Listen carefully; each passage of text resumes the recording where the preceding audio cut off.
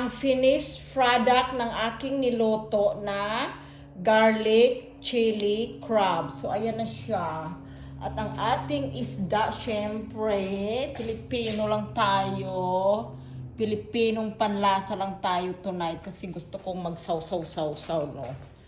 Gusto ko talaga yung solid ang aking kain. Yung mabusog ako, yung nasasarapan ako, yung happy ako, ganon.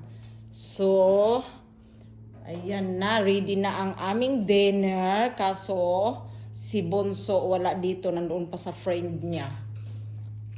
Mamaya pa yun uuwi. Tapos, yung dalawa, si Adrian at si Andrian, doon sa kanilang mga kwarto-kwarto. So, tatawagin ko pa yun.